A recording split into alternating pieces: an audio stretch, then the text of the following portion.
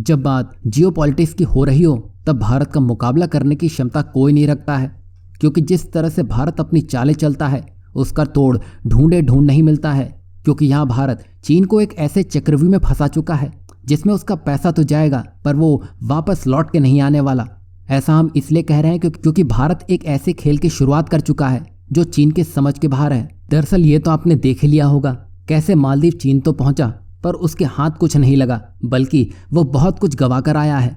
साथ ही भारत से मिलने वाले उसे 400 करोड़ रुपए से भी हाथ धोना पड़ सकता है। भारत द्वारा हर साल एक बजट निर्धारित किया जाता है जिसमें मालदीव में डेवलपमेंट और इंफ्रास्ट्रक्चर के काम किए जाते हैं, और जिस तरह के बोल हाल ही में मालदीव कर रहे हैं ऐसा लगता है वो इस फंड से ही हाथ धो बैठेगा।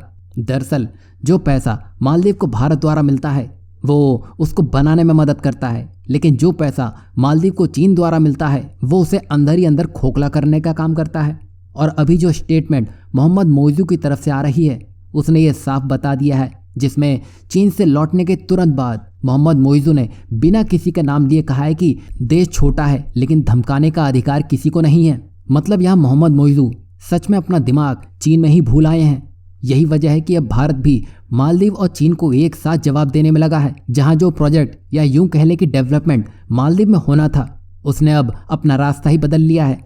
जैसे कि हमने आपको बताया, भारत उन देशों को कुछ फंड निर्धारित करता है जिससे उन देशों में डेवलपमेंट के कार्य किए जाते हैं, लेकिन जिस तरह मोहम्मद मोइजू ने अपना मुंह खोला है ऐसा लगता है कि ये प्रोजेक्ट अब अपना रास्ता बदल लेंगे।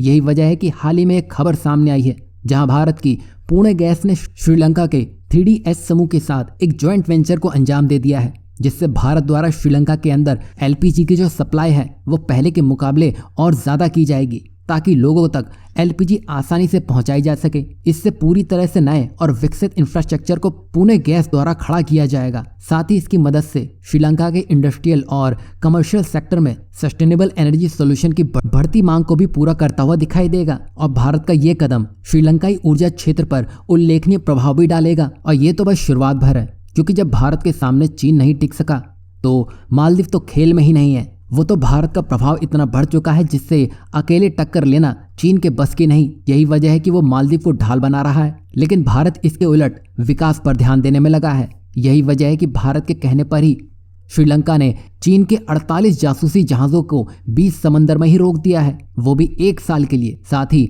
भूटान में भी भारत समर्थित सरकार को प्रचंड बहुमत मिला है।